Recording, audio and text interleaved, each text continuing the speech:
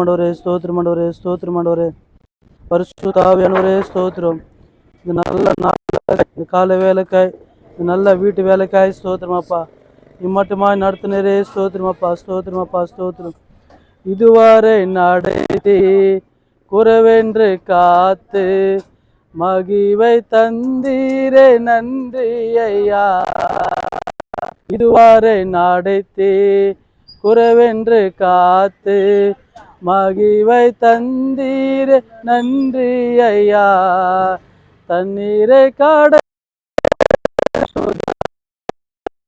மதிலை தாண்டின உம்பேலத்தால் நன்றி நன்றி ஐயா. உம்மை உயர்த்திடுவே நன்றி நன்றி ஐயா. உம்மை உயர்த்திடுவே இதுவரை நடத்தீர் குறவென்று காத்தி மகிழ்வை தந்தீர் நன்றி ஐயா. இயேசுவே ஸ்தோத்திரம். இதுவரைப்பா இந்த வீட்டு கடகால் இம்மாட்டமாய் ஒவ்வொரு காரியங்களும் செய்து கொண்டப்பா இந்த வீட்டு மேலே இன்னொரு வீடு போட தேவன் எல்லா வைவாசில் தருந்த ஆண்டவரே நீ தளம் போட இந்த சூழப்பா இந்த நிலத்துக்காக கொண்டு வந்ததுக்காக ஸ்தோத்திரமாப்பா, ஸ்தோத்திரம்.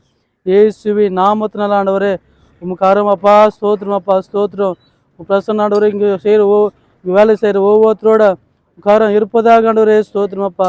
இது ஆசீர்வாதமாக நீ நடத்தருமடியாக செபிக்கிறோமாப்பா ஆண்டவரே. மத்திய சுவிசேஷமாப்பா 7ஆம் அதிகாரம் 24 ஆண்டவரே அப்பா 25ஆம் வசனம் அப்பா ஸ்தோத்திரம் அப்பா. என் வார்த்தையின் படி கட்டுற வில்லோ அந்த வீடோ ஆண்டவர் அப்பா ஸ்தோத்திரம் அப்பா. ஆண்டவரே எந்த ஒரு ஆண்டவரே ஸ்தோத்திரம் காற்று மயம் வந்தாலும் அது அசைக்கப்படாதுன்னு சொன்னது போலப்பா உன் நாமத்தினால ஆண்டவர் பிள்ளைகளை தெரிந்து கொண்டு நாமத்தினால வீட்டை கட்ட உதவி செய்திரு. இதுக்காக ஸ்தோத்திரம் அப்பா, ஸ்தோத்திரம். இந்த வீட்டு மேலே ரத்தம் தெளிப்பதாக வீட்டில் இருக்கிற ஒவ்வொருத்தர் மேலே கிருபை தங்கியிருப்பாங்க. இன்னைக்கு வேலை செய்கிற ஒவ்வொரு ஆத்திராப்பா இந்த மேஸ்திரிங்களோட ஆண்டு சென்ட்ரிங் வேலை செய்கிறவங்களோட அப்பா அந்த மோல்டிங் போட்டு ஒவ்வொருத்தரோட ஆண்டு காரம் கூட நல்ல பலன் ஆரோக்கியத்தை உண்டு பண்ணி இந்த வேலையெல்லாம் நேற்று முடி தருமடியாக செபிக்கிறோம். நீ பாதுகாத்துக்களும் நீ நடத்துங்க.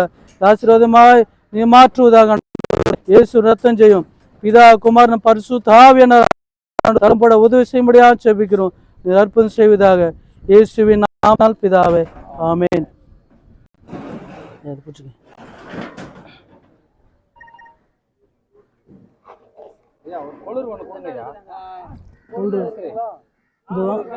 ஆமா அங்க இருக்கு பாருமா.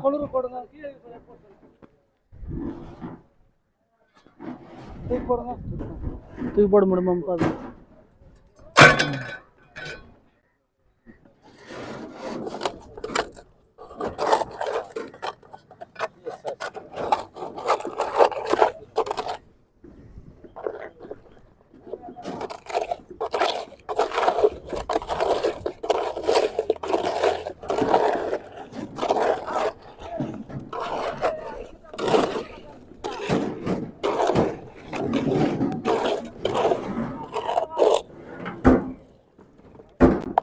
இதா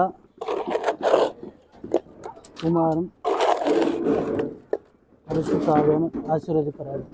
நீ போடு, நீ அப்படி போட்டு, நீ போட்டு கையில் போட்டு.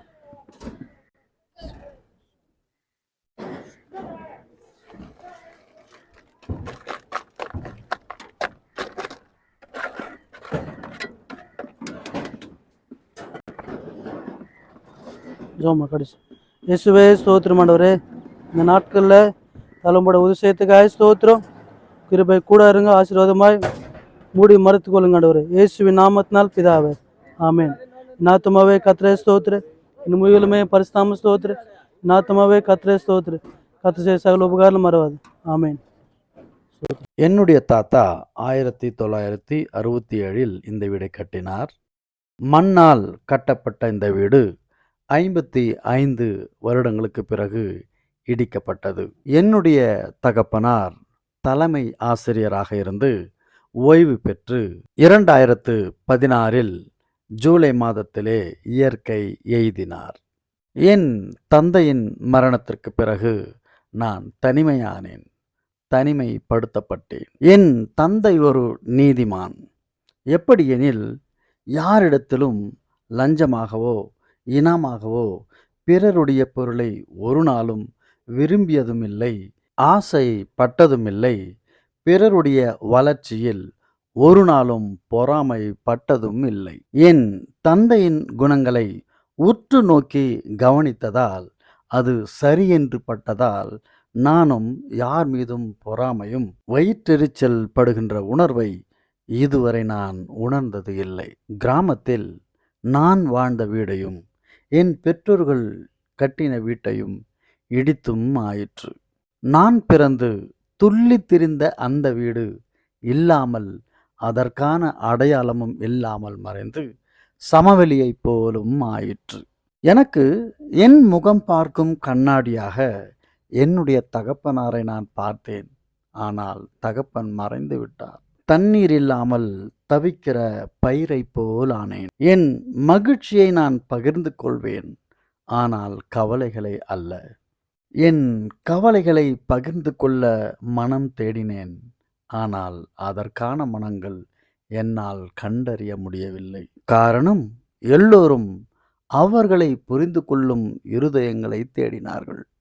எனக்கு நான் பிறந்த மண்ணும் நான் ஓடி ஆடி விளையாடிய நிலத்தை நான் அதிகமாக நேசித்தேன். பார்த்தேன், அழுதேன்.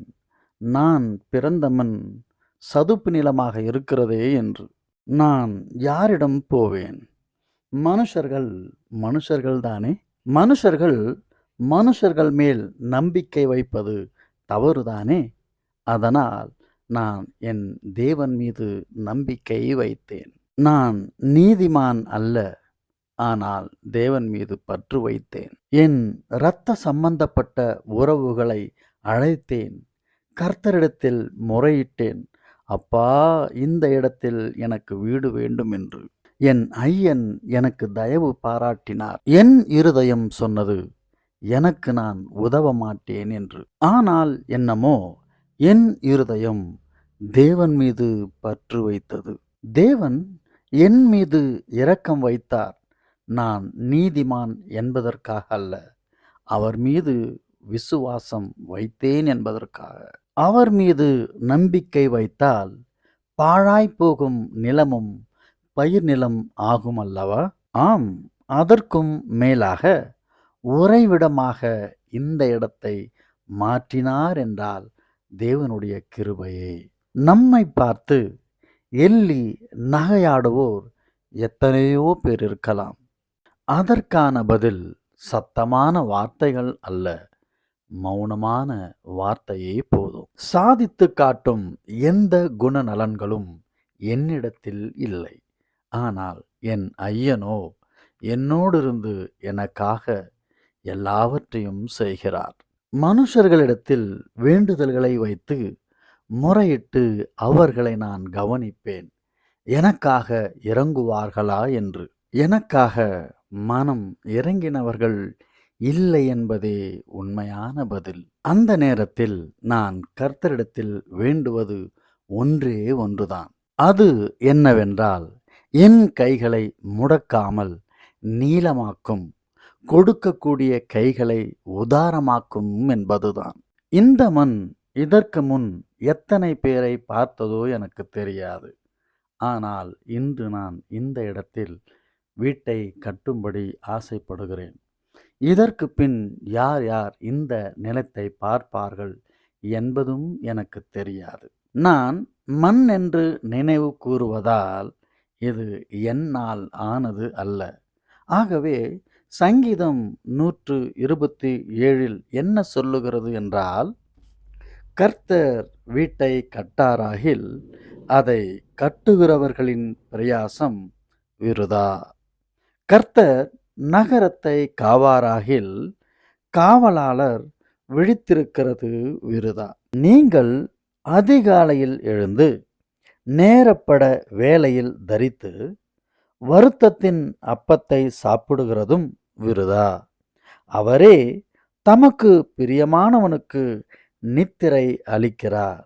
இதோ, பிள்ளைகள் கர்த்தரால் வரும் சுதந்திரம், கர்ப்பத்தின் கனி அவரால் கிடைக்கும் பலன். வால வயதின் குமாரர் பலவான் கையிலுள்ள அம்புகளுக்கு ஒப்பாகிறார்கள். அவர்களால் தன் அம்பரா துணியை நிரப்பின புருஷன் பாக்கியவான். அவர்கள் நாணமடையாமல் ஒளிமுக வாசலில் சத்துருக்களோடே பேசுவார்கள். தேவன் மீது வைக்கிற விசுவாசம் எல்லாவற்றிலும் காட்டிலும் பெரியதாயிருக்கிறது.